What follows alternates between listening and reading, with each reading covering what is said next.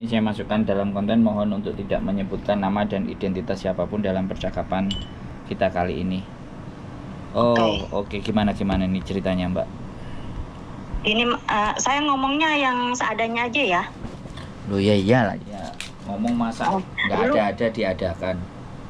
ya, biar jelas lah gitu. Saya nggak suka bohong-bohong, orangnya apa adanya aja ya. Kalau diterima ayo, kalau nggak diterima berarti bukan rezeki saya gitu aja. Gini Mas, ceritanya ya, pertama-tama tuh saya dulu tahun 2011 pernah ke Hong Kong selama 8 bulan. Tapi anak masih kecil waktu itu, agak kurang sukses gitu kerjanya. Akhirnya saya pulang, dapat 1 tahun, saya pergi ke Taiwan.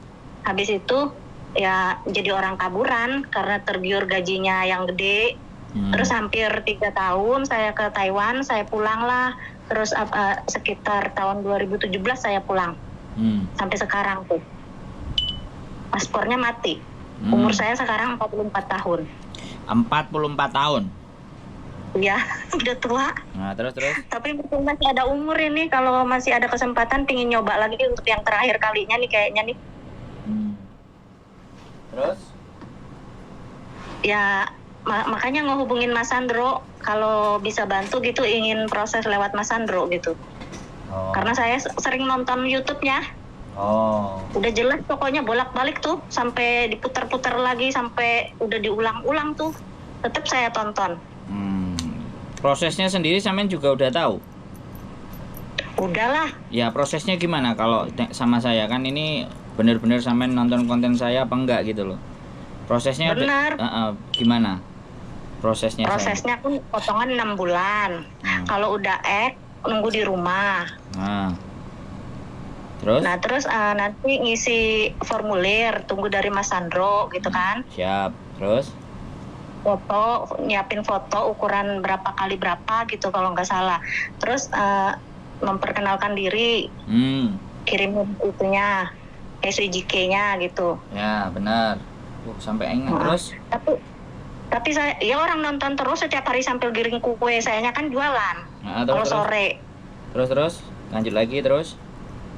Tapi saya bahasanya lebih dominan ke Mandarin, Mas Sandro. Kalau Hong Kong itu bisa sih, cuman udah kurang lihai gitu. Nggak masalah. Oke. Terus ada lagi yang mau ditanyakan atau mau disampaikan? Enggak sih, gitu aja, cuman mohon bantuannya aja kalau Mas Sandro ada job gitu. Siapa tahu. Saya turunan Cina loh Mas Sandro. Nama saya ada tuh yang di WA itu. Ya nggak usah disebut. Iya. Oh ya udah, maaf. Ya maaf. Terus jadi gini, oke ya, kalau sudah jelas semuanya. Yang pertama adalah sampean kirimin KTP sampean Indonesia.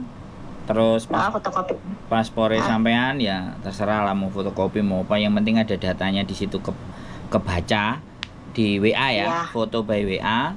Terus foto yang tadi sampean tahu, foto 3x4 apa 4x6 deh. Kata Mbak Yuli itu setengah badan kalau enggak ya? Ya setengah badan, pokoknya sampai ke kaki lah. Bukan ujung kaki yang kelihatan, pokoknya satu badan kelihatan, kaki kepotong nggak ada masalah. Kalau bisa satu kaki tambah boleh, nggak ada masalah, karena dia majikan mau tahu postur. Terus yang berikutnya adalah yaitu perkenalan sampean pakai bahasa Mandarin. Oke. Nanti biodatanya yang harus diisi nanti tak kirim dari saya. Terus sampean copy, terus sampean isi nama-nama semuanya. Nah nanti kalau udah jadi biodata, kita langsung sodorkan ke majikan-majikan. Jadi kalau sudah ada yang nelpon atau apa ya sampean prepare dan siap-siap. Terus ini satu, kalau di kontennya bojoku tidak diingatkan, kalau di kontenku usahakan setiap interview sampean punya rekaman. Oke. Nanti kalau sampean misalnya jadi dan sama majikan itu, kalau pekerjaannya tidak sesuai dengan yang diinterviewkan, kan sampean punya bukti. Iya. Nah, kalau sampean nggak punya bukti, gimana kita belainnya? Iya benar Mas. Jadi tanyakan rumahnya, isinya berapa, dan satu lagi yang paling penting adalah hari Minggu harus libur, atau 1 minggu sekali libur, nggak harus minggu sih. Pokoknya 6 hari kerja 1 hari libur. Saya mau menerapkan itu semua, mau butuh duit mau nggak, Pokoknya saya akan bilang 7 hari 1 hari libur.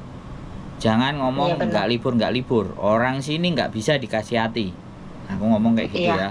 Ya, kalau sudah kebiasa libur, terus sampean tanya juga kalau libur kira-kira aku boleh nggak kerja gitu loh.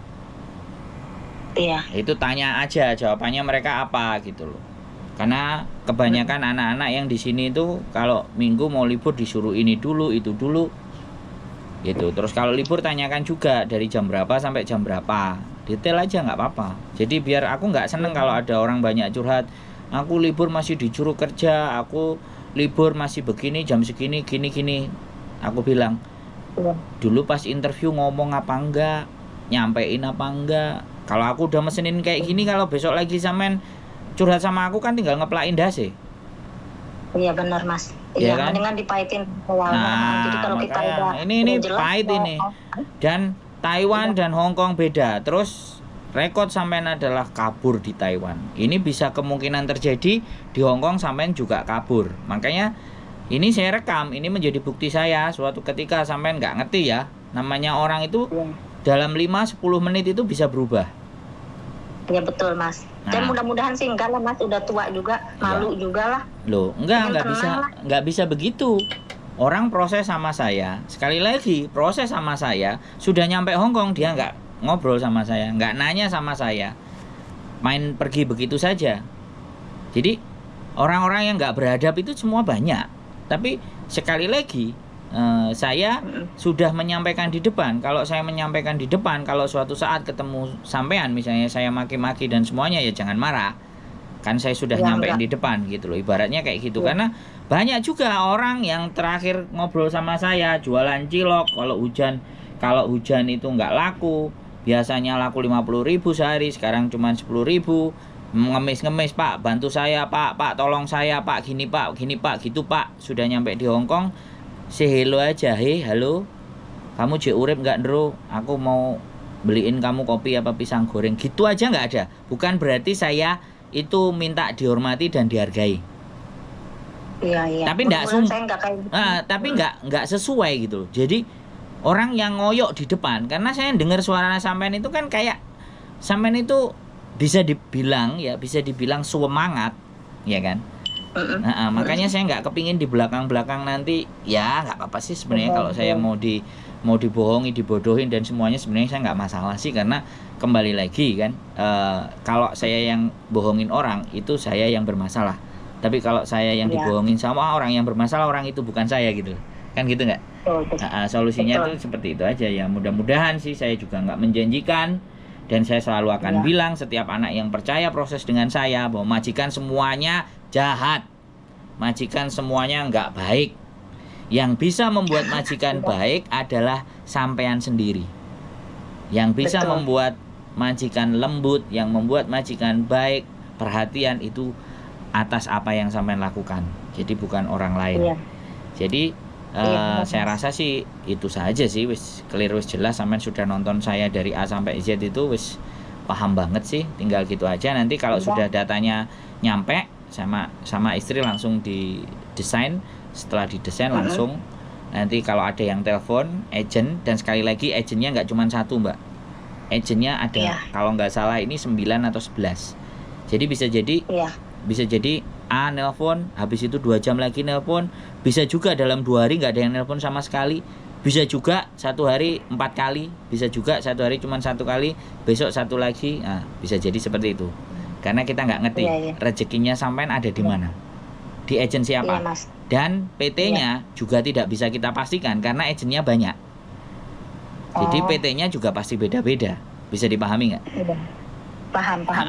Tapi proses itu tidak penting. Yang paling penting adalah ada majikan yang mau sampean.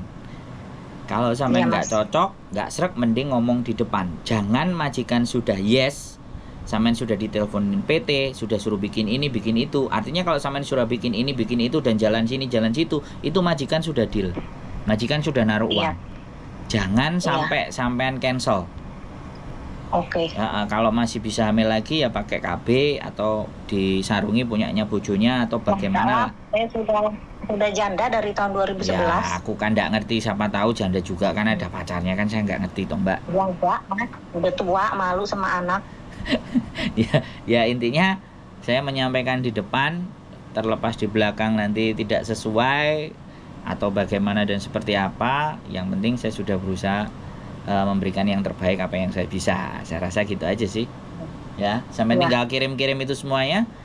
Ya, Biar terima kita kasih. cepat proses dan Ya, ABCD. Dan sekali lagi ini majikan agak banyak isu bertebaran tentang biaya pengambilan CC dari Indonesia agak sedikit mahal, ditambahin lagi angkanya, makanya agak sedikit. Jadi kalau agak susah atau bagaimana, sampean sudah tak kasih info bahwa sekarang lagi ada rumor, lagi ada isu karena kemarin kedatangan Kementerian Tenaga Kerja dan para PT-PT ngajak ketemu agent di Hong Kong dan mereka berdiskusi, mereka akan menaikkan, ya mungkin itu kebijakan pemerintah kita, tapi agent pastinya kan orang Hong Kong mana ada yang mau bayarnya mahal. Jadi seperti itu. Jadi agak sedikit rumor ya, tapi bagaimanapun saya selalu percaya bahwa Tuhan tidak akan salah memberikan rezeki buat hambanya. Betul. Amin, Mas. Kan kayak gitu.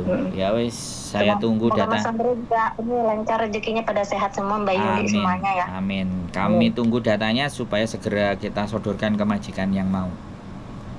Ya, terima kasih banyak ya Mas Sandro. Sehat selalu, sampai ketemu di Hong Kong. Saya tunggu di Hong Kong ya. Ya, amin Mas. Oke. Ya, baik. Yo, bye-bye. Sehat selalu. Assalamualaikum. Waalaikumsalam.